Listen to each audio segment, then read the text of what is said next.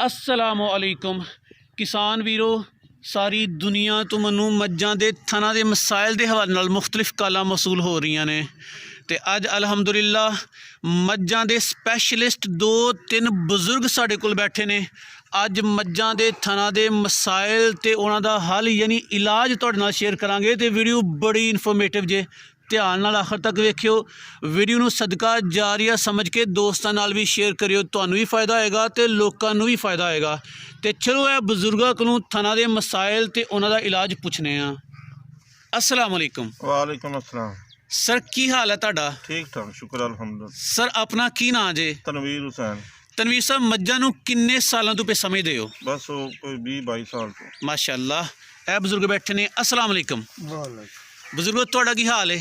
हर शुक्र है अल्लाह। मज्जां दा कम किन्ने सालां तो पे करदे हो? बस जो होश वाली है मजा यानी कि बचपन तो माशाअल्लाह। तीसरे बुजुर्ग बैठे ने। अस्सलाम वालेकुम। वालेकुम अस्सलाम। सर की हाल है तुहाडा? अल्लाह दा करम। सर आप दा की नां है? किसान अल्लाह। ते सर मज्जां दा कम किन्ने सालां तो पे करदे हो? ਅਸੀਂ ਜਿਉਂ ਪੈਦਾ ਹੋਏ ਹਾਂ ਅਸੀਂ यानी तुहाडा भी माशाअल्लाह बचपन दा चौखा बचपन तजर्बा ਦਾ है। ਕੁਛ ਦੇਰ ਮੈਂ ਪੜਦਾ ਰਿਹਾ ਹੋਤਾ ਨਹੀਂ ਸੀ ਪਤਾ ਮੈਨੂੰ जी, ਤਾਂ जी। ਮੈਂ ਮੱਝਾਂ ਦੀ ਸਾਰਾ ਜਾਣਨਾ ਬੁੱਝਣਾ। अच्छा तुसीं माशाअल्लाह तिन्ने बुजुर्ग बैठे हो ते अज असीं थना दे मसाइल दा हल लोकां नूं दसना है। शुरू करांगे। सर दसो कि थना दे किहड़े-किहड़े मसले हुंदे ने?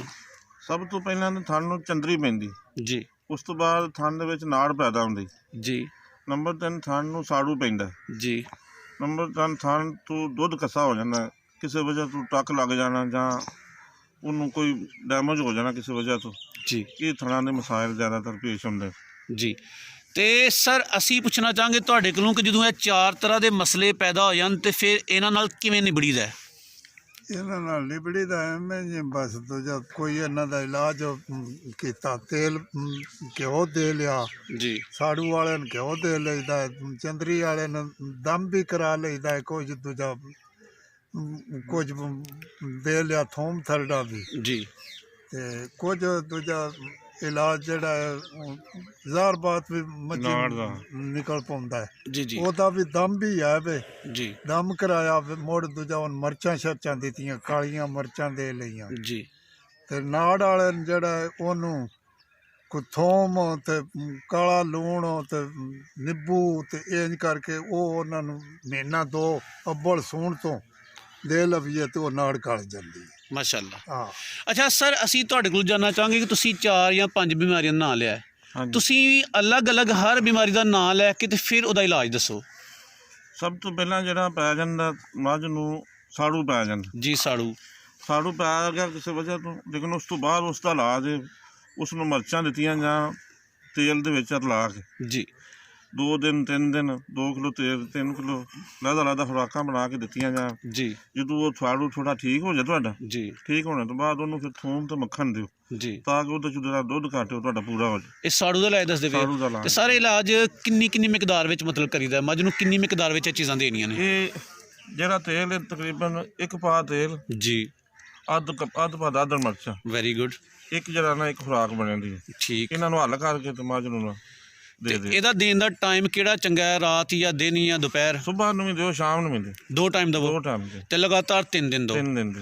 ਠੀਕ ਹੈ ਸਰ। ਇਹ ਸਾੜੂ ਦਾ ਇਲਾਜ ਹੋ ਗਿਆ ਤੇ ਨਾੜ ਦਾ ਇਲਾਜ ਵੀ ਦੱਸੋ। ਨਾੜ ਦਾ ਇਲਾਜ ਇੱਕ ਹੀ ਵਸੂਣ ਤੋਂ ਪਹਿਲਾਂ ਜਿਹੜਾ ਕਾਲਾ ਲੂਣ ਜੀ ਤੇ ਆਪਣਾ ਘਿਓ ਜੀ ਤੇ ਮਿਰਚਾਂ ਕਾਲੀਆਂ, ਕਾਲਾ ਲੂਣ ਘਿਓ ਤੇ ਮਿਰਚਾਂ ਇਹ ਸਰ ਕਿੰਨੀ ਮਿਕਦਾਰ ਵਿੱਚ ਦੇਣੀਆਂ ਨੇ? ਇਹ ਤਕਰੀਬਨ ਨਿੰਬੂ 2 ਕਿਲੋ। ਨਿੰਬੂ 2 ਕਿਲੋ। ਇਹ ਸੌਣ ਤੋਂ 1 ਮਹੀਨਾ ਪਹਿਲਾਂ ਜੀ ਜਾਂ 2 ਮਹੀਨੇ ਪਹਿਲੇ ਜੀ ਇਹਨਾਂ ਸਾਰਿਆਂ ਨੂੰ ਮਿਕਸ ਕਰਕੇ ਠੀਕ। ਇੱਕ ਉਹ ਬਣਾ ਲੈਣੀ ਖੁਰਾਕ ਜੀ। ਜੀ ਹਰ ਰੋਜ਼ ਸ਼ਾਮ ਨੂੰ ਉਹਨਾਂ ਨੂੰ ਵਿੱਚੋਂ 2 ਨਾਲਾਂ ਜਿਹੜੀਆਂ ਨਾ ਉਹ ਦੇ ਦਿੱਤੀਆਂ 2 ਨਾਲਾਂ। ਹਾਂਜੀ। ਨਾਲਾਂ ਵਿੱਚ ਆਮ ਤੌਰ ਤੇ ਕਿੰਨੇ ਕੁ ਪਾ ਚੀਜ਼ ਪੈਂਦੀ ਹੈ? ਤਕਰੀਬਨ 1.5 ਪਾ ਅੱਧਾ ਕਿਲੋ। ਨਾਲਾਂ ਚ 1.5 ਪਾ। ਠੀਕ ਹੋ ਗਿਆ ਸਰ। ਮਸਲਾ ਨੰਬਰ 3 ਕਿਹੜਾ ਜੇ? ਸਾੜੂ ਵੀ ਹੋ ਗਿਆ, ਨਾੜ ਵੀ ਹੋ ਗਈ ਤੇ ਇੱਕ ਛਿਛੜੇ ਵਾਲਾ ਵੀ ਹੁੰਦਾ ਹੈ ਚੰਦਰੀ ਚੰਦਰੀ। ਇਹਦਾ ਇਲਾਜ ਕਿੰਜ ਕਰੀਦਾ? ਚੰਦਰੀ ਪੈ ਜੇ, ਜੀ ਚੰਦਰੀ ਤੋਂ ਬਾਅਦ ਮੱਝ ਨੂੰ ਥੋਮ ਤੇ ਮੱਖਣ ਦਿੱਤਾ ਜਾਂਦਾ। ਠੀਕ। ਉਹ ਜਿਹੜਾ ਮਿਰਚਾਂ ਵੀ ਦਿੱਤੀਆਂ ਜਾਂਦੀਆਂ ਠੀਕ।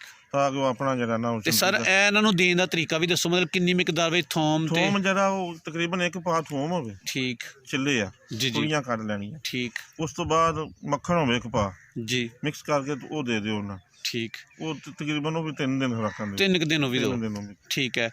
ਤੇ ਚੌਥਾ ਮਸਲਾ ਵੀ ਹੈ ਕੋਈ, ਉਹ ਦੱਸੋ ਜਿਹੜਾ ਦੱਸਦੇ ਪਏ ਹੋ। ਬਸ ਸੁਣਿਆ ਕਿ ਥਣਾ ਵਿੱਚੋਂ ਲਹੂ ਵੀ ਆਉਂਦਾ ਹੈ। ਬਸ ਇਹ ਅੱਲਾਹ ਪਾਕ ਦਾ ਉਹ ਦੂਜਾ ਉਹ ਜ਼ਹਿਰਬਾਦ ਦਾ ਹੁੰਦਾ ਜ਼ਹਿਰਬਾਦੀ ਵਿੱਚ ਹੀ ਆਉਂਦਾ ਹੈ। ਜ਼ਹਿਰਬਾਦ ਦਾ ਹੁੰਦਾ ਤੇ ਉਹ ਦਮ ਕਰਾ ਲਿਆ ਜੀ ਤੇ ਮੁੜ ਦੂਜਾ ਕੋਈ ਘਿਓ ਸ਼ੋ ਉਹਨੂੰ ਦੇ ਲਿਆ, ਲੂਣ ਸ਼ੂਣ ਦੇ ਲਿਆ। ਤੇ ਅਗਰ ਬਜ਼ੁਰਗੋ ਧਾਰ ਪਾਟਦੀ ਹੋਏ, ਧਾਰ ਪੱਧਰੀ ਨਾ ਆਉਂਦੀ ਹੋਏ, ਰੁਕ ਰੁਕ ਕੇ ਦੁੱਧ ਆਉਂਦਾ ਹੋਏ, ਉਹ ਵੀ ਚੰਦਰੀ ਜ਼ਹਿਰ ਵਿੱਚ ਹੀ ਆਉਂਦਾ ਹੈ? ਉਹਦਾ ਉਹ ਨਾੜ ਦਾ ਹੀ ਫਰਕ ਹੁੰਦਾ। ਨਾੜ ਵਿੱਚ ਛਿਛੜੇ ਆਉਂਦੇ ਨੇ ਉਹਦੇ ਵਿੱਚ। ਉਹ ਅੱਗੇ ਦੂਜਾ ਛਿਛੜਾ ਆ ਜਾਂਦਾ ਠੰਡ ਵਿੱਚ ਕਿਸੇ ਜਗ੍ਹਾ ਤੋਂ ਰੁਕਾਵਟ ਆ ਉਹਦਾ ਨਹੀਂ, ਉਹਦਾ ਮੂੰਹ ਸੜੀ ਪੈ ਜਾਂਦੀ ਹੈ। ਠੀਕ ਹੈ, ਉਹ ਮੂੰਹ ਸੜੀ ਦਾ ਇਲਾਜ ਕਿੰਜ ਕਰਨਾ ਹੈ? ਉਹਨੂੰ ਨਿਰਾ ਘਿਓ ਦੇਣਾ। ਨਿਰਾ ਘਿਓ? ਉਹ ਕਿੰਨੇ ਦਿਨ ਦੇਣਾ ਘਿਓ? ਘਿਓ ਜਿਹੜਾ ਅੱਧਾ ਕਿਲੋ, 2 ਦਿਨ ਅੱਧਾ ਕਿਲੋ ਦਿਓ। ਠੀਕ ਹੈ, ਮੂੰਹ ਸੜੀ ਬਸ ਘਿਓ ਹੀ ਦੇਣਾ। ਅੱਛਾ, ਮਸਲਾ ਕੋਈ ਹੋ ਰਿਹਾ ਕਿ ਸਰ ਤੁਸੀਂ ਅੱਗੇ ਨਾਂ ਲਿਆ ਸੀ 4 ਮਸਲਿਆਂ ਦਾ, ਇੱਕ ਨਾੜ ਹੋ ਗਈ, ਛਿਛੜੇ ਹੋ ਗਏ ਤੇ ਆਪਣਾ ਚੰਦਰੀ, ਇਹਦੇ ਇਲਾਵਾ ਵੀ ਕੋਈ ਬਿਮਾਰੀ ਹੁੰਦੀ ਹੈ ਥਣਾ ਦੀ? ਬਸ ਇਹ ਨੇ ਤਕਰੀਬਨ ਇਹ ਹੀ ਹੁੰਦੀਆਂ ਨੇ। ਮੁੜ ਥਣਾ ਜਿੰਨੀਆਂ ਵੀ ਬਿਮਾਰੀਆਂ ਜੀ, ਥਣਾ ਵਾਸਤੇ ਸਭ ਤੋਂ ਬਿਹਤਰੀਨ ਮਸਲਾ ਮਿਰਚਾਂ ਜੀ, ਘਿਓ, ਥੂਮ ਤੇ ਤੇਲ। ਅੱਛਾ ਸਰ, ਇਹ ਵੀ ਦੱਸੋ ਕਿ ਮੱਝ ਨੂੰ ਥਣਾ ਦਾ ਮਸਲਾ ਹੈ ਤੇ ਫੇਰ ਹੀ ਇਹ ਚੀਜ਼ਾਂ ਦਿੰਦੀਆਂ ਰਹਿਣੀਆਂ ਚਾਹੀਦਾ ਕਿ ਜਾਂ ਮੱਝ ਠੀਕ ਹੋਏ ਫਿਰ ਵੀ ਦਿੰਦੇ ਰਹਿਣਾ ਚਾਹੀਦਾ? ਠੀਕ ਹੋਵੇ ਫਿਰ ਵੀ ਮੱਝ ਨੂੰ ਖੁਰਾਕ ਦੇਣੀ ਚਾਹੀਦੀ।